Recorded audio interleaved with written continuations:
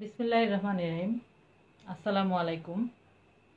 সরকারি বাংলা কলেজের রসায়ন বিভাগের 2017-18 শিক্ষাবর্ষের তৃতীয় বর্ষের শিক্ষার্থীবৃন্দ, আশা করি তোমরা সবাই ভালো আছো। আজকে তোমাদের সাথে আমার থার্ড ইয়ারের প্রথম ক্লাস। আজকের ক্লাসে আমি কেমিস্ট্রি অফ ন্যাচারাল প্রোডাক্ট এই কোর্সটি নিয়ে তোমাদের সাথে আলোচনা। তো তোমরা ইতিমধ্যেই জানো যে কেমিস্ট্রি অফ ন্যাচারাল প্রোডাক্ট এই কোর্সটি তোমাদের একটি হাফ কোর্স অর্থাৎ কোর্স। তো এই কোর্সের যে প্রথম চ্যাপ্টার ন্যাচারাল প্রোডাক্ট, সেই ন্যাচারাল প্রোডাক্ট নিয়ে আজকে আমি আলোচনা করব। তো আসো আমাদের আলোচনা শুরু করা যাক। ন্যাচারাল প্রোডাক্ট এই নামটি থেকেই আমরা ন্যাচারাল প্রোডাক্টের একটা সংজ্ঞা দেওয়ার চেষ্টা করি। ন্যাচারাল প্রোডাক্ট বলতে আমরা সেই ধরনের রাসায়নিক পদার্থকে বুঝি যেই রাসায়নিক পদার্থগুলা কোনো জীবন্ত কোষ থেকে সংশ্লেষিত হয়, অর্থাৎ এগুলো কি হয়, এই ধরনের কেমিক্যাল কি হয় প্রাকৃতিকভাবেই তৈরি হয়। যে ধরনের কেমিক্যাল প্রাকৃতিকভাবে তৈরি হয়, সেই প্রাকৃতিকভাবে তৈরিকৃত কেমিক্যালকেই আমরা বলি কি ন্যাচারাল প্রোডাক্ট। এগুলাকে আবার কি করা হয়, বিভিন্ন উপায়ে এগুলাকে সংশ্লেষণ করা হয়।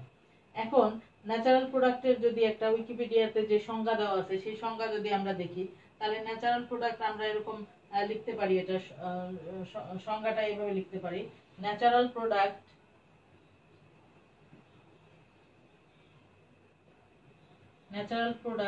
is anything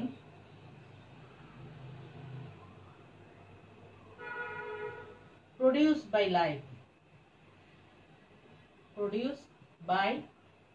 life, অর্থাৎ জীবন্ত কোনো কোষ থেকে যে ধরনের রাসায়নিক পদার্থ সংশ্লেষিত হয়, সেই ধরনের রাসায়নিক পদার্থকেই বলি কি আমরা ন্যাচারাল প্রোডাক্ট।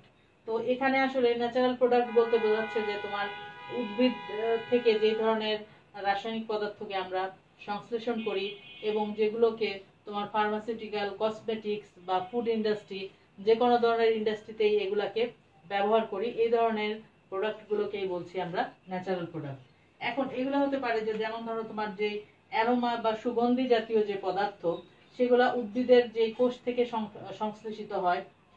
তো আবার বৃক্ষের যে এক্সট্রাকশন বা শাকন প্রণালীতে অথবা স্টিম ডিস্টিলেশনের মাধ্যমে বৃক্ষের যে রুট অথবা পাতা অথবা ফল থেকে এক ধরনের যে অয়েল, যেটাকে আমরা বলি এসেনশিয়াল অয়েল, যেগুলোকে বলি আমরা এসেনশিয়াল অয়েল, এগুলো হচ্ছে কি একটা সুগন্ধি একটা পদার্থ। এবং এটা কি হয়, এটা তেলের মতো, সাধারণ যে সরিষার তেল বা নারিকেল তেল এগুলোর মতোই দেখতে, কিন্তু এরা ভোলাটাইল নেচারের, অর্থাৎ এরা মুখ খুলে রাখলে বোতলের বা ভায়ালের, এগুলো কি হয় সরাসরি বাষ্পে পরিণত হয়।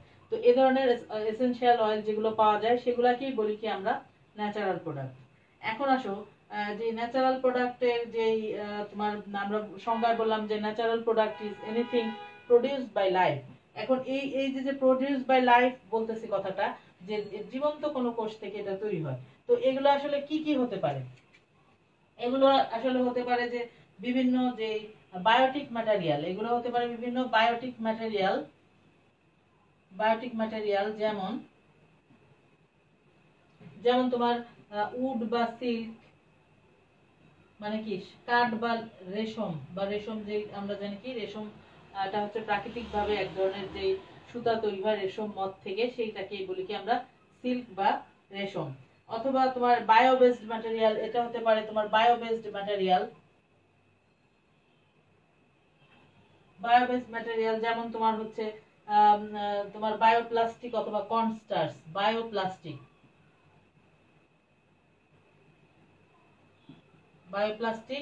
বা কর্নস্টার্চ।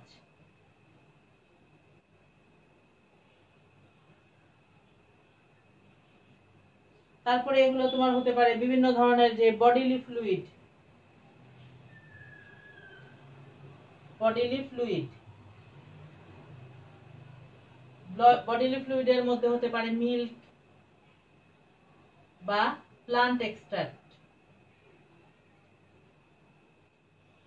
যেমন ধরো তোমার যেই আমরা নারকেল গাছ থেকে যে নারকেলের যে কোকোনাট অয়েল পাই, অথবা তোমার রাবারের গাছ থেকে যে কষটা পাই, সেই কষটাকে সংগ্রহ করে পরে এটা থেকে কি ল্যাটিক্স তৈরি হয়, সেটা দিয়ে কি হয় পরবর্তীতে বিভিন্ন ধরনের রাবার তৈরি করা যায়, কৃত্রিম উপায়ে বিভিন্ন ধরনের রাবার সেটাকে তৈরি করা যায়। আর প্ল্যান্ট এক্সট্রাক্ট বলতে হয় কি বিভিন্ন গাছ থেকে যে আমরা রস জাতীয় পদার্থ পাই, যেমন তোমার আমরা যে বলি কি যে তাল গাছ বা খেজুর গাছ থেকে যে রস বের হয়, এই ধরনের অন্যান্য আরো অনেক গাছ থেকেই অনেক ধরনের রস বা কষ বের হয়, সেগুলাও কিন্তু ন্যাচারাল প্রোডাক্টের অন্তর্ভুক্ত। তাহলে এগুলাকে এছাড়াও কিন্তু আমরা বলতে পারি অন্যান্য যে ন্যাচারাল ম্যাটেরিয়াল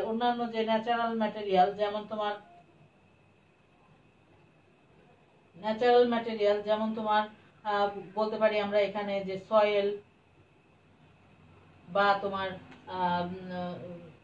কোল মানে কয়লা, এরাও কিন্তু ন্যাচারাল প্রোডাক্টের অন্তর্ভুক্ত।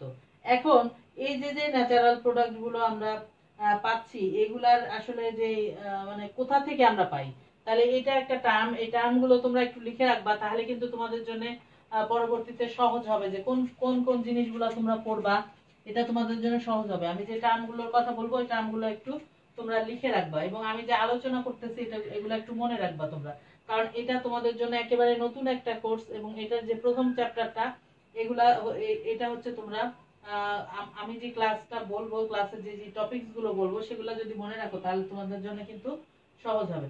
তাহলে এখন আমাদের পরের যে term, where do we find natural product, অর্থাৎ ন্যাচারাল প্রোডাক্ট আমরা কোন কোন জিনিসগুলো থেকে পাই, এই টার্মটা তোমরা একটু নোট আউট করে রাখো। Where do we find natural product, অর্থাৎ কোন কোন জিনিস থেকে আমরা ন্যাচারাল প্রোডাক্ট পাই, তো সেটা একটু দেখো। তো কোন কোন জিনিস থেকে আমরা ন্যাচারাল প্রোডাক্ট পাই, এটা সাধারণত তোমার যে উদ্ভিদের যে সেল বা টিস্যু, অর্থাৎ কোষ বা কলা, সেল বা টিস্যু, উদ্ভিদের যে সেল বা টিস্যু, কোষ বা কলা, অথবা তোমার বিভিন্ন ধরনের সিক্রেশন অফ মাইক্রো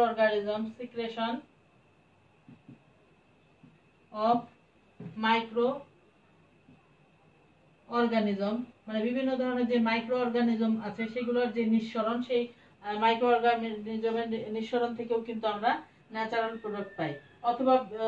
অথবা বিভিন্ন ধরনের যে প্লান্ট এবং অ্যানিমেল, সেই অ্যানিমেলস থেকে আমরা কি করি, আমরা ন্যাচারাল প্রোডাক্ট পাই।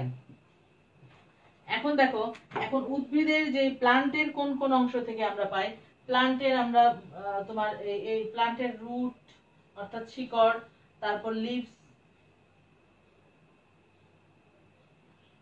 অথবা তোমার ফ্রুট, অথবা ছাল থেকেও কিন্তু অনেক সময় পাওয়া যায়, ছাল থেকেও কিন্তু অনেক সময় উদ্ভিদের ন্যাচারাল প্রোডাক্ট পাওয়া যায়। আর তোমার বিভিন্ন ধরনের যে ভিটামিন জাতীয় পদার্থ, ভিটামিন জাতীয় পদার্থ, অর্থাৎ ভিটামিনও একটা ন্যাচারাল প্রোডাক্ট। তো ভিটামিন গুলো আমরা পাই কি তোমার প্লান্ট এবং অ্যানিমেল থেকে, বিভিন্ন ধরনের প্লান্ট এবং অ্যানিমেল থেকে কিন্তু আমরা ভিটামিন জাতীয় যে পদার্থ সেই পদার্থগুলো পেয়ে থাকি। এখন দেখো, এটা গেল হচ্ছে তোমার where do you find natural product, অর্থাৎ ন্যাচারাল প্রোডাক্টের উৎস কি কি সেই উৎসগুলো আমরা দেখলাম। এখন দেখো টাইপস অফ ন্যাচারাল প্রোডাক্ট, অর্থাৎ কি কি ধরনের ন্যাচারাল প্রোডাক্ট রয়েছে, এটা আমরা এখন দেখব। তোমরা একটু টার্মগুলো অবশ্যই সবাই নোট ডাউন করে রাখবা, যাতে পরবর্তীতে তোমাদের পরীক্ষার জন্য প্রস্তুতি গ্রহণের জন্য এটা অনেক সুবিধাজনক হবে। তাহলে এখন আমরা দেখব যে টাইপস অফ ন্যাচারাল প্রোডাক্টের প্রকারভেদ।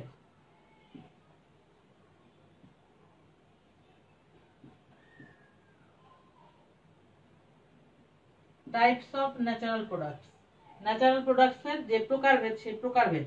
এখন ন্যাচারাল প্রোডাক্ট গুলোকে মূলত হচ্ছে মেজর 4টা ভাগে বিভক্ত করা হয়, মেজর 4 টাইপস।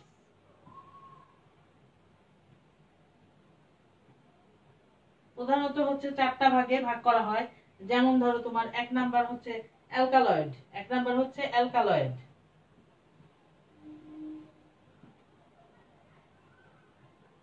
তো অ্যালকালয়েড আমরা কোথা থেকে পাই, যে অ্যালকালয়েড হচ্ছে হুইচ অ্যালকালয়েড বলতে আমরা বুঝি which are the organic which are the organic molecules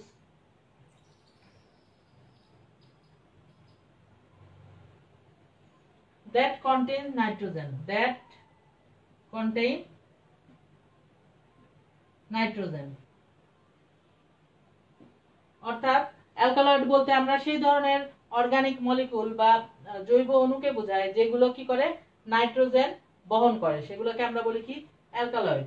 তাহলে 2 নাম্বার যে টাইপ সেটি হচ্ছে তোমার phenyl প্রোপানয়েডস।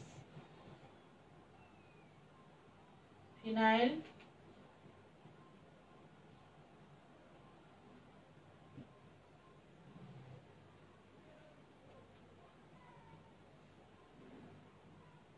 phenyl propanoid which are derived from amino acid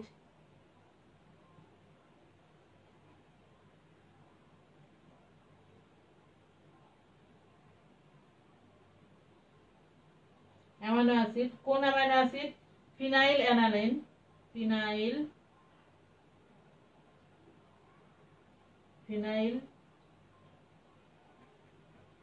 alanine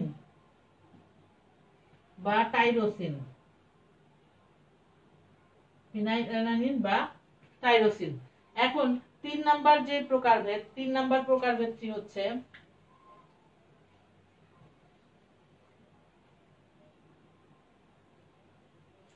কি পলিক্যাটাইডস। পলি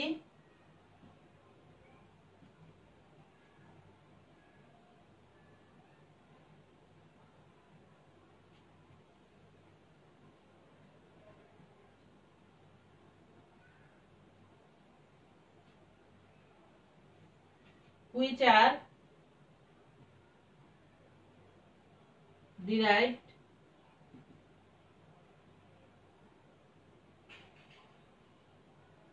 from acetate or malonate। অর্থাৎ কি অ্যাসিটেট এবং ম্যালোনেট থেকে আসে কি পলিক্যাটাইড। এখন 4 নাম্বার যে প্রকারভেদ, মেজর যে ক্যারেক্টারিস্টিক, মেজর যে প্রকারভেদ বা টাইপস, সেটার মধ্যে 4 নাম্বার যেটি, 4 নাম্বারটি হচ্ছে তোমার টার্পিনয়েডস।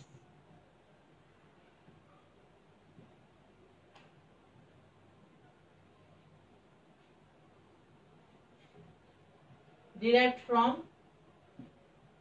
5 carbon building block, 5 carbon building block,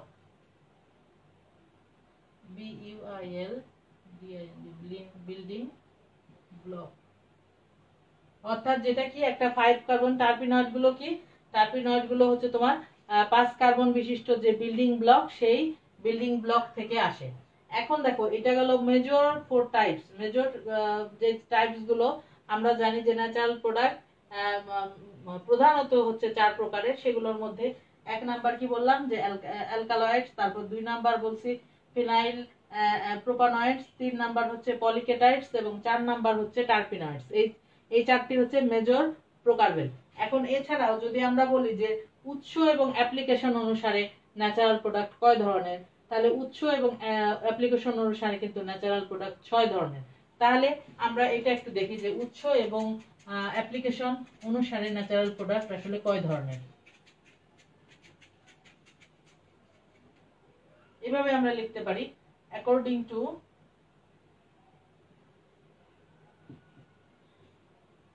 uses and application।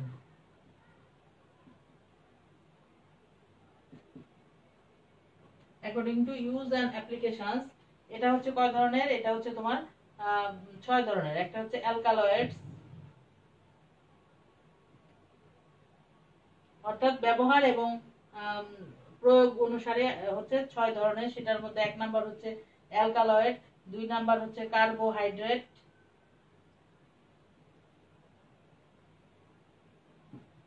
Alkaloids, carbohydrates. 3 number হচ্ছে গ্লাইকোসাইডস।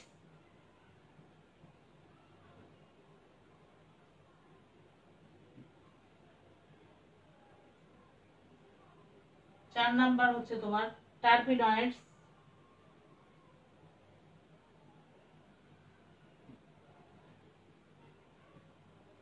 5 নাম্বার হচ্ছে স্টেরয়েড।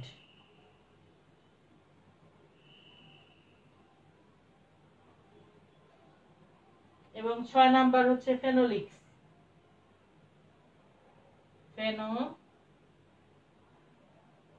ফেনোলিক্স।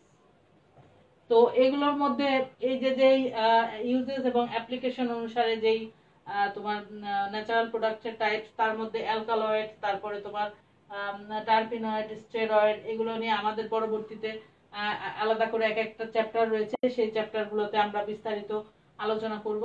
তো আজকে এখন আমরা দেখব যে ন্যাচারাল প্রোডাক্টের যেই মানে ব্যবহারটা আসলে কি, মেডিসিন হিসেবে ন্যাচারাল প্রোডাক্টের যে ব্যবহার, সেই ব্যবহারটা কি।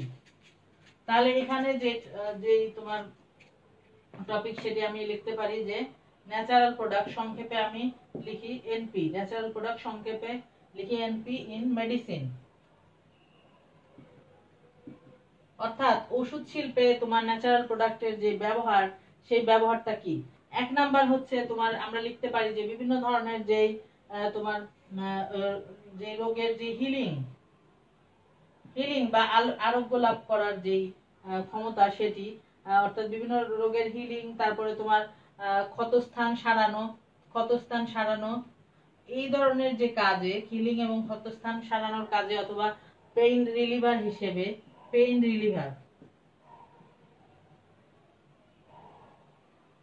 এই পেইন রিলিভার হিসেবে, হিলিং সাবস্টেন্স হিসেবে এবং ক্ষতস্থান সারানোর কাজে, এটা কিন্তু তোমার ন্যাচারাল প্রোডাক্ট প্রাচীন যুগ থেকে কিন্তু ব্যবহৃত হয়ে আসছে। আমরা বিভিন্ন গাছের যে ছাল, বাকল বা এগুলো কিন্তু, পাতা বা মূল, এগুলো কিন্তু প্রাচীন যুগ থেকেই এটা একটা পেইন রিলিভার বা হিলিং সাবস্টেন্স হিসেবে কিন্তু এটা ব্যবহৃত হয়ে আসছে।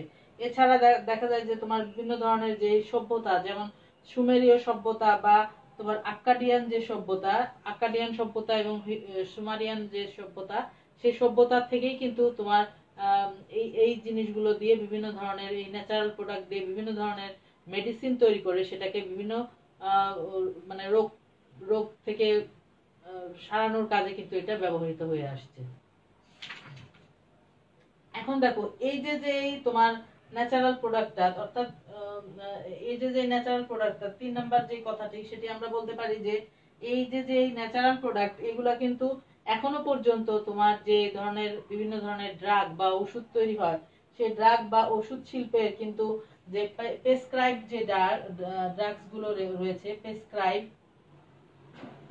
যে ড্রাগস গুলো রয়েছে, সেই ড্রাগস গুলোর যে তোমার 30%, সেই 30% কিন্তু আসে বিভিন্ন ধরনের ন্যাচারাল প্রোডাক্ট থেকে। সেই 30% বা 30% আসে তোমার বিভিন্ন ধরনের ন্যাচারাল প্রোডাক্ট থেকে। এবং আরেকটি কথা যেটা আমরা বলতে পারি যে 60% এর বেশি তোমার অ্যান্টি ক্যান্সার বা অ্যান্টি ইনফেক্টিভ যে ড্রাগ, 60% এর ন্যাচারাল প্রোডাক্ট কিন্তু তোমার অ্যান্টি ক্যান্সার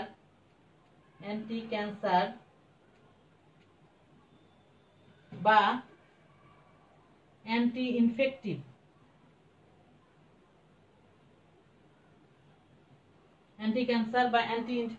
যে মেডিসিন গুলো রয়েছে, সেগুলো তৈরিতে 60% এর বেশি কিন্তু তোমার ন্যাচারাল প্রোডাক্ট, অর্থাৎ ন্যাচারাল প্রোডাক্ট করেই ব্যবহার করেই কিন্তু অ্যান্টি ক্যান্সার এবং অ্যান্টি ইনফেক্টিভ যে ড্রাগস গুলো রয়েছে বা ওষুধগুলো রয়েছে, সেগুলো কিন্তু তৈরি করা হয়। এখন আমরা আরেকটি টার্ম নিয়ে এখন আলোচনা করব। তাহলে এই গেল মোটামুটি তোমার মেডিসিন হিসেবে ন্যাচারাল প্রোডাক্টের ব্যবহার। এখন আমরা আরেকটি টার্ম নিয়ে আলোচনা করব, সেটি হচ্ছে তোমার role of natural product in modern medicine. Role of natural product in modern medicine. অর্থাৎ আধুনিক যেই তোমার ওষুধ শিল্প, সেই আধুনিক ওষুধ শিল্পে তোমার এই ন্যাচারাল প্রোডাক্টের যেই ভূমিকা, সেই ভূমিকা কি। এখন এটা বলতে আমরা মানে 1 নাম্বার আমরা বলতে পারি যে তোমার অনেক প্রয়োজনীয় ড্রাগ কিন্তু অনেক প্রয়োজনীয় ড্রাগ বা ওষুধ হচ্ছে এগুলোকে কৃত্রিম ভাবে কিন্তু বাণিজ্যিক উৎপাদন সম্ভব হয় না। অনেক তোমার ওষুধের কৃত্রিম ভাবে বাণিজ্যিক উৎপাদন সম্ভব হয় না। এই সম্ভব হয় না, তো সেগুলোর ক্ষেত্রে কিন্তু যেগুলো তৈরি করা সম্ভব হয় না সেগুলো থেকে ক্ষেত্রে কিন্তু বিভিন্ন ধরনের ন্যাচারাল প্রোডাক্ট ব্যবহার করে এগুলোকে সহজেই তৈরি করা যায়। কৃত্রিম ভাবে তৈরি করা না গেলেও ন্যাচারাল প্রোডাক্ট ব্যবহার করে কিন্তু এগুলোকে তৈরি করা যায়। যেমন অপিয়াম, এরগট বা সিনকোনা।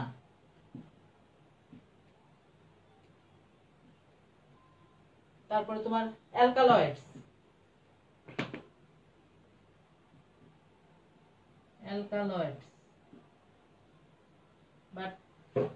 বা তোমার গ্লাইকোসাইড।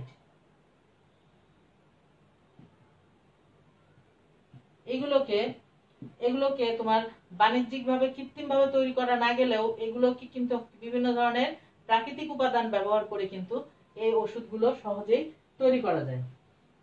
কারণ কি এই যে উপাদানগুলো এগুলো প্রত্যেকটাই হচ্ছে বিভিন্ন যে কমার্শিয়াল মেডিসিন, সেই কমার্শিয়াল মেডিসিনের মূল উপাদান। এখন দেখো 2 নাম্বার রোলের কথা আমরা যদি আলোচনা করি তাহলে 2 নাম্বার ক্ষেত্রে আমরা বলতে পারি যে অধিক সক্রিয় এবং কার্যকরী বা তুলনামূলকভাবে কম ক্ষতিকর। অধিক সক্রিয় বা কার্যকরী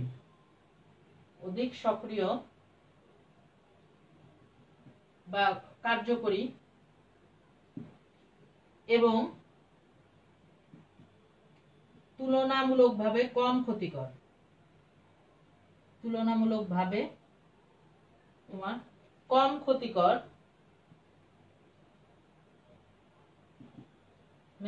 কম ক্ষতিকর মেডিসিন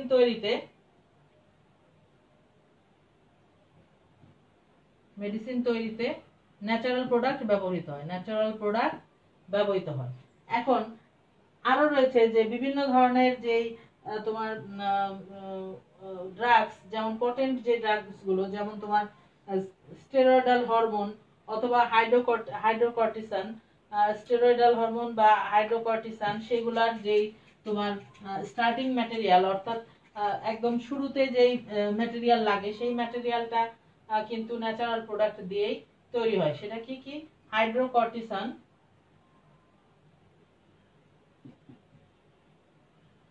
হাইড্রোকর্টিসন বা স্টেরয়েডাল হরমোন।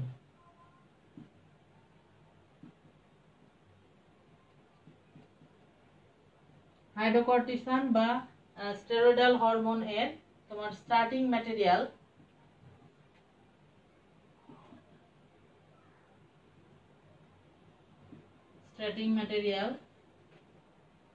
হচ্ছে ন্যাচারাল প্রোডাক্ট। আচ্ছা, এখন আমরা আরেকটু দেখি যে একটা ন্যাচারাল প্রোডাক্ট থেকে কিভাবে আসলে ড্রাগ তৈরি করা হয়। তাহলে আমাদের পরবর্তী যে টপিক, এটা গেল একটা টপিক। এরপরে পরবর্তী আমাদের যে টপিক যেটি হচ্ছে ফ্রম প্লান্ট টু ড্রাগস, অর্থাৎ কিভাবে ন্যাচারাল প্রোডাক্ট থেকে ড্রাগ তৈরি করা হয়, এইটার আমরা একটা চিত্র দেখব।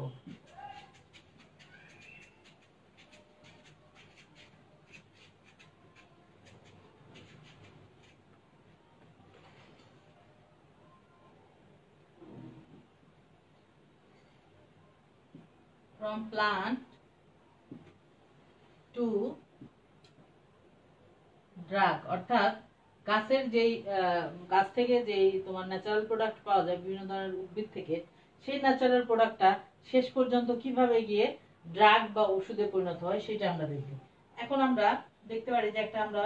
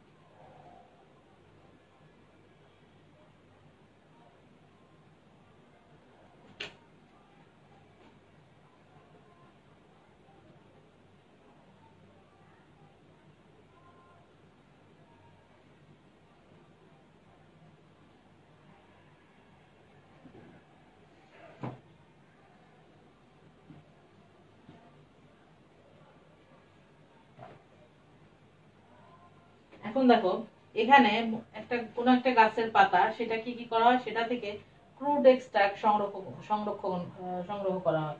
অর্থাৎ এই পাতাটাকে পাউডার করে বা যে কোনো উপায়ে এর যে ভেতরে যে তোমার ন্যাচারাল ম্যাটেরিয়ালস গুলো রয়েছে, সেই ম্যাটেরিয়ালস গুলো দিয়ে একটা ক্রুড এক্সট্রাক্ট তৈরি করা হয়, এবং সেই ক্রুড এক্সট্রাক্ট থেকে পরবর্তীতে একটা পিওর কম্পাউন্ড তৈরি করা হয়, এবং সেই পিওর কম্পাউন্ড থেকে কোনো একটা ড্রাগের ডিজাইন করা হয়, অর্থাৎ কি মলিকুলার স্ট্রাকচার কোনো একটা ড্রাগের নির্ণয় করা হয়। তো এই ধরনের বায়োলজিক্যাল অ্যাক্টিভিটি সম্পন্ন হওয়ার পরেই কিন্তু একটা পাতা থেকে বা একটা উদ্ভিদ থেকে একটা ড্রাগের জন্ম হয়।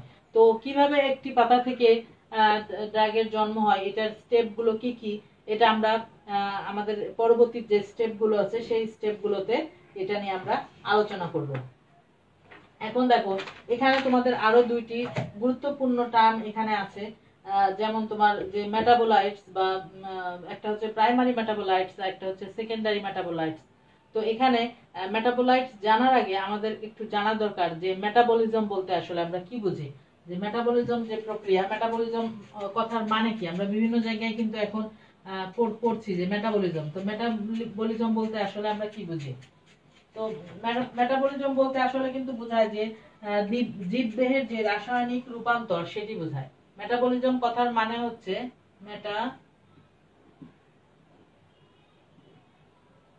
মেটাবলিজম কথার মানে হচ্ছে জীবদেহের রাসায়নিক রূপান্তর।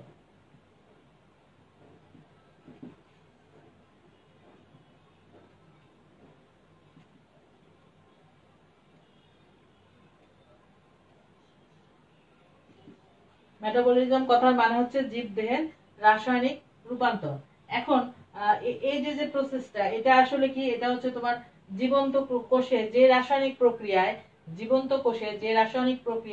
খাদ্য তৈরি হয়, এবং সেই খাদ্যটা বিভিন্ন ধরনের সরল উপাদানে পরিণত হয়, সেটাকেই বলে কি মেটাবলিজম। অর্থাৎ কি সংজ্ঞায় আমরা বলতে পারি কি, যে তোমার জীবন্ত কোষে যে প্রক্রিয়ায় খাদ্য তৈরি হয়,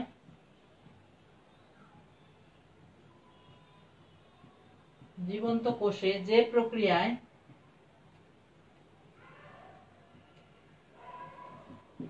খাদ্য তৈরি হয়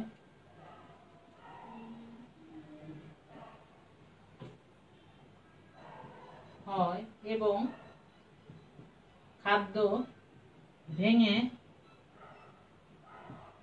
সরলতর উপাদানে পরিণত হয় তাকে কি বলে, তাকে মেটাবলিজম বলে।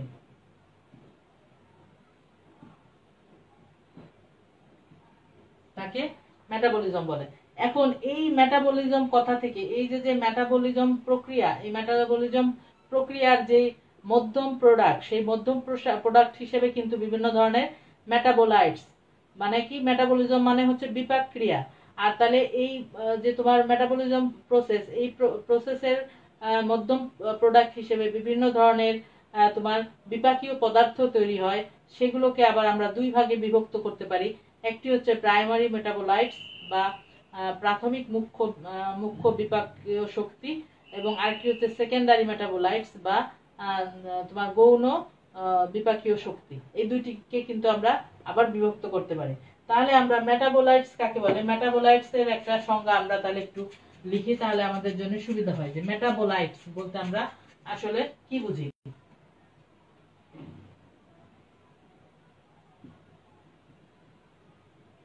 তাহলে মেটাবোলাইটস বলতে আমরা কি বুঝি, যে এরা হচ্ছে কোষীয় মেটাবলিজমের একটা মধ্যবর্তী পদার্থ, যেটা কি হয় বিভিন্ন কোষে প্রাকৃতিক ভাবে যেটি হচ্ছে সৃষ্ট হয়।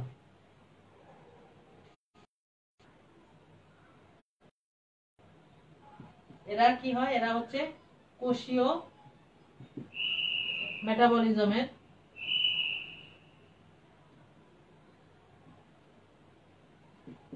মধ্যবর্তী পদার্থ, প্রাকৃতিক ভাবে সৃষ্টি হয়, যা কি হয় প্রাকৃতিক ভাবে সৃষ্টি হয়। আচ্ছা, এখন এটার উদাহরণ হিসেবে আমরা বলতে পারি যে এক্সাম্পল হিসেবে বলতে পারি আমরা যে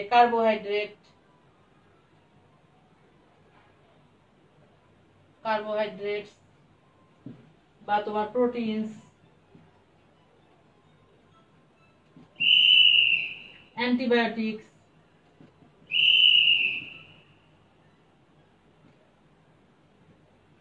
অথবা তোমার টার্পিনয়েডস,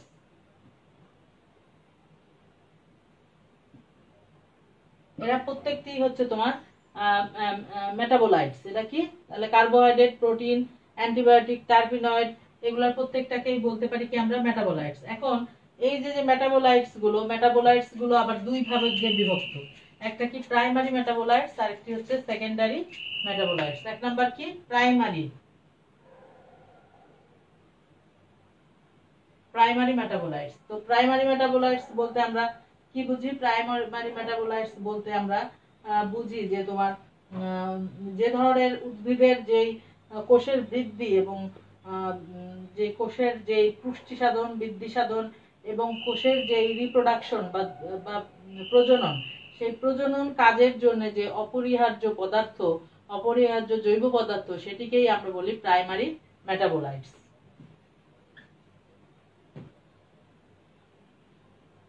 অর্থাৎ কি আমরা এটা সংজ্ঞায় বলতে পারি কি উদ্ভিদ কোষের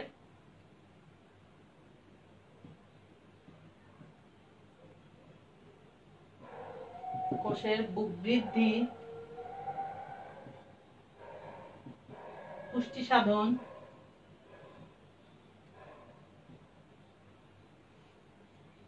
এবং প্রজনন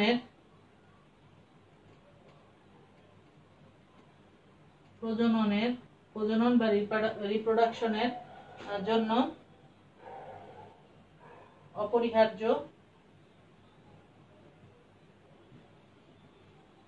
পদার্থকে প্রাইমারি মেটাবোলাইটস বলে।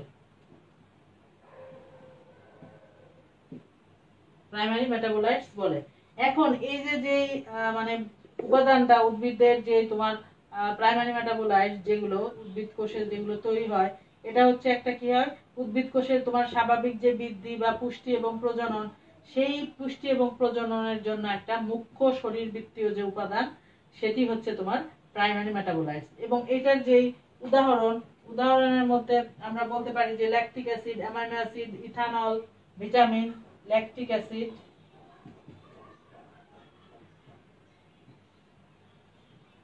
অ্যামাইনো অ্যাসিড,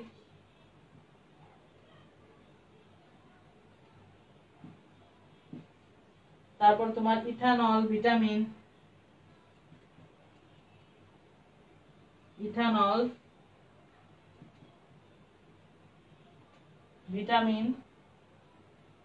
প্রোটিন,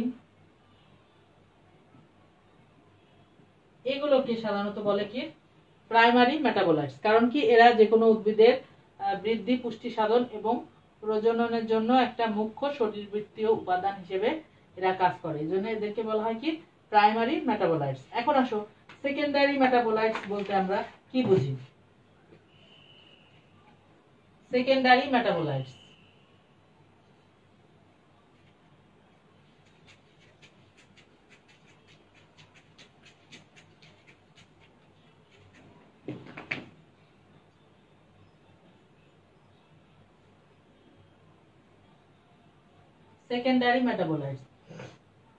তাহলে এই যে সেকেন্ডারি মেটাবোলাইটস গুলো, এগুলো হচ্ছে এক ধরনের বিশেষায়িত মেটাবোলাইটস। এবং এটি কি হয়? এটি হচ্ছে একটি জৈব পদার্থ, যেটি হচ্ছে সাধারণত ব্যাকটেরিয়া এবং কিন্তু এরা কি হয়, এরা হচ্ছে তোমার সরাসরি উদ্ভিদের বৃদ্ধি এবং প্রজননের সাথে এরা সরাসরি সম্পৃক্ত। অর্থাৎ আমরা বলতে পারি কি এটি একটি জৈব পদার্থ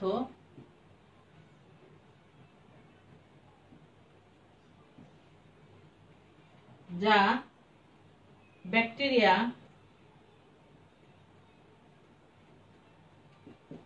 এবং ফাঙ্গাস থেকে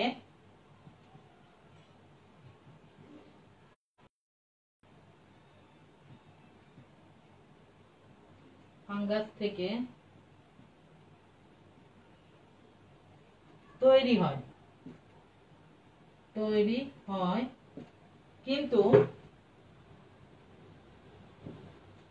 কোষের বৃদ্ধি এবং প্রজননের জন্য অপরিহার্য নয়। অর্থাৎ অর্থাৎ কি, এদের ছাড়াও কিন্তু উদ্ভিদের বৃদ্ধি এবং প্রজনন সম্ভব, সেকেন্ডারি মেটাবোলাইটকে ছাড়াও। যেমন এক্সাম্পল হিসেবে আমরা বলতে পারি, যেমন তোমার অ্যাট্রোপিন,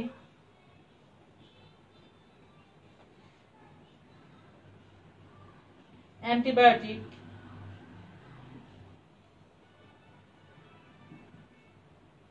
তারপর তোমার এনজাইম ইনহিবিটর, এনজাইম ইনহিবিটর,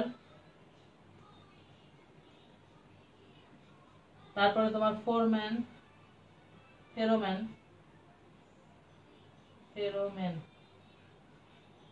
এগুলো হচ্ছে তোমার সেকেন্ডারি মেটাবোলাইট। অর্থাৎ কি, এরা উদ্ভিদ কোষের যে বৃদ্ধি এবং প্রজনন সেটার জন্য কি হয়, উদ্ভিদ কোষের বৃদ্ধি এবং প্রজননের জন্য এরা অপরিহার্য নয়। এখন আমরা দেখব যে তোমার এই যে তোমার প্রাইমারি মেটাবোলাইটস এবং সেকেন্ডারি মেটাবোলাইটস, এদের মধ্যে পার্থক্য কি কি।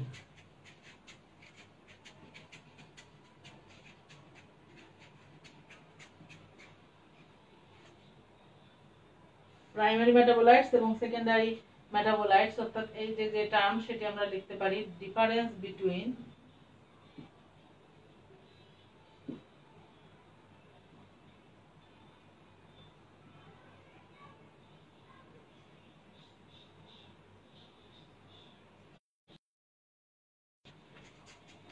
সংক্ষেপে লিখি আমরা একটু,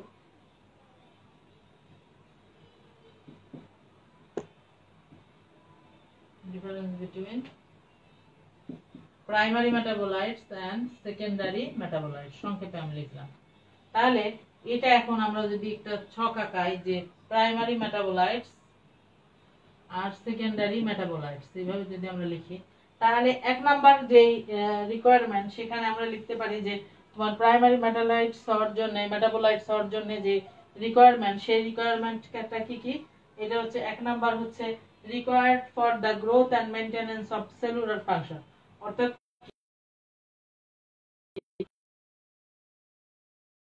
উদ্ভিদের বৃদ্ধি এবং প্রজননে অপরিহার্য। আর এটা কি, উদ্ভিদের বৃদ্ধি এবং প্রজননে এরা অপরিহার্য নয়।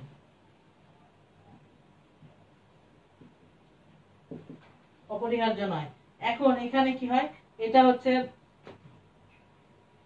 এই যে তোমার প্রাইমারি মেটাবোলাইটস, এরা হচ্ছে বৃদ্ধি দশায় এদের কি হয়, তৈরি হয়। এরা কি হয়, বৃদ্ধি দশায় তৈরি হয়। উদ্ভিদের যে বৃদ্ধি দশা, সেই বৃদ্ধি দশা কি হয়, প্রাইমারি মেটাবোলাইটস তৈরি হয়। আর এটা কি, স্টেশনারি দশা বা স্থির দশায় তৈরি হয়।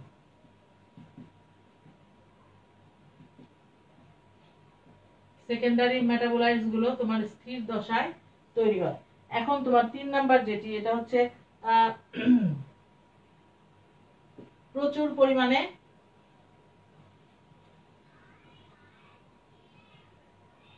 পরিমাণে উৎপন্ন হয়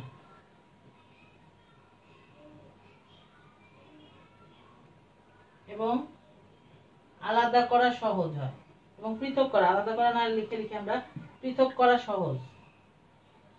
পৃথকীকরণ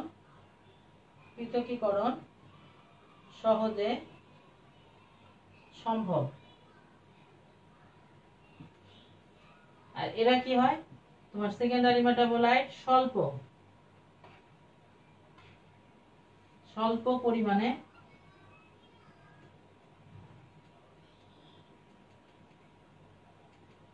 তৈরি হয় এবং পৃথকীকরণটা জটিল।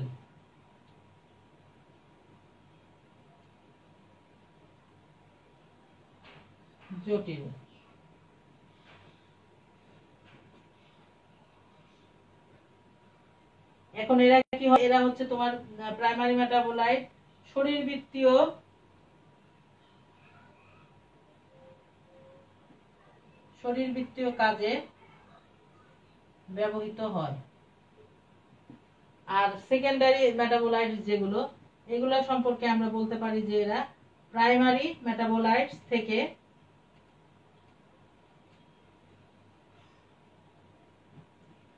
উৎপাদ হিসেবে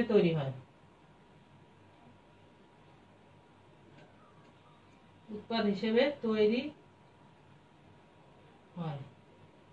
এখন এটার যে উদাহরণ দিতে গেলে আমরা বলতে পারি যে এক্সাম্পল কার্বোহাইড্রেট,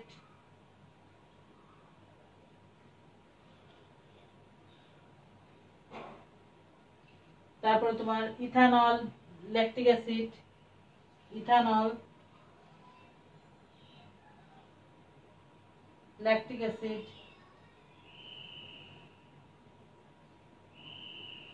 ভিটামিনস এটসেট্রা। আর এটার উদাহরণ হিসেবে আমরা বলতে পারি কি স্টেরয়েড, অ্যান্টিবায়োটিক্স, তারপর ফেনোলিক্স, স্টেরয়েডস,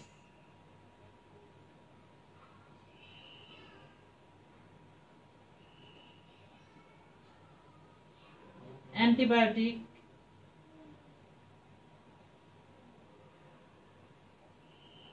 তারপর তোমার ফেনোলিক্স।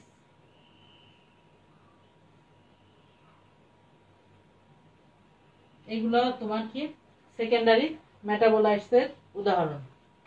এখন এই গেল আমাদের মোটামুটি যে তোমার ন্যাচারাল প্রোডাক্ট সম্পর্কে যে মোটামুটি ধারণা, সেই ধারণাগুলো এগুলোই। এখন আমরা আমাদের আগামী ক্লাসে আমি যে থিসিস করেছি, আমার থিসিসের বিষয় ছিল ন্যাচারাল প্রোডাক্ট। আমার এই কাজে আমি একটা বাংলাদেশের অতি পরিচিত একটা গুল্ম জাতীয় বৃক্ষ, যেটির নাম হচ্ছে গুণরি শাক, যেটার ইংলিশে যেটাকে বলে প্রেমনা ইন্টিগোফোলিয়া, সেই সায়েন্টিফিক নেম হচ্ছে এটার প্রেমনা ইন্টিগোফোলিয়া, অর্থাৎ হচ্ছে কি এটার বাংলা নাম হচ্ছে গুণরি শাক। সেই গুণরি শাক নিয়ে আমি কাজ করেছিলাম, এবং সেই কাজ আমার কিভাবে সম্ভব হয়েছিল, কিভাবে আমি এটা দিয়ে কাজ করেছিলাম, কিভাবে এই তোমার কেমিক্যালটাকে আমি এক্সট্রাক্ট করেছিলাম, এটার যে কম্পোজিশন, সেই কম্পোজিশন বের করেছিলাম, এবং এটা থেকে কিভাবে আইসোলেশন করেছিলাম বিভিন্ন ধরনের কম্পাউন্ড, সেটি নিয়ে আমি আমার আগামী ক্লাসে আমি তোমাদের সাথে আলোচনা করব। তো আজকের ক্লাসে এই পর্যন্তই থাক। আগামী ক্লাসে ইনশাআল্লাহ আমরা আমাদের যে ন্যাচারাল প্রোডাক্টের বাকি যে জিনিসগুলো সেগুলো নিয়ে আলোচনা করব, এবং ন্যাচারাল প্রোডাক্টের যে আইসোলেশন এই চ্যাপ্টারে রয়েছে, আইসোলেশন অফ তোমার alkaloid, isolation of steroid, isolation of terpenoids, তো এগুলো কিন্তু আমাদের পরবর্তীতে প্রত্যেকটা চ্যাপ্টারেই কিন্তু এগুলো আলাদা আলাদাভাবে দেওয়া আছে। তো আগামী ক্লাসে আমি কিভাবে আমার থিসিসের বিষয়টা নিয়ে আমি কিভাবে কাজ করেছিলাম সেটা নিয়ে তোমাদের সাথে একটু আলোচনা করব, এবং তারপরে আমাদের যে দ্বিতীয় অধ্যায় অর্থাৎ অ্যালকালয়েডস, সেই অ্যালকালয়েডস এর মধ্যে আমরা চলে যাব। তো আজকের ক্লাসে আমার মনে হয় এই পর্যন্তই থাক। আগামী ক্লাসে আমরা আবার আমাদের এই চ্যাপ্টারের বাকি যেটুকু আছে সেগুলো নিয়ে বিস্তারিত আলোচনা করব। তো এটা ন্যাচারাল প্রোডাক্ট খুবই ইন্টারেস্টিং একটা বিষয়। এটা নিয়ে দেখবা যে পড়াশোনা করতে তোমাদের নিজেদেরও ভালো লাগবে এবং ভিতর থেকে উৎসাহ পাবা। তো যাই হোক, আগামী ক্লাস পর্যন্ত তোমাদের সাথে আল্লাহ হাফেজ। সবাই ভালো থেকো, সুস্থ থেকো। খুদা হাফেজ।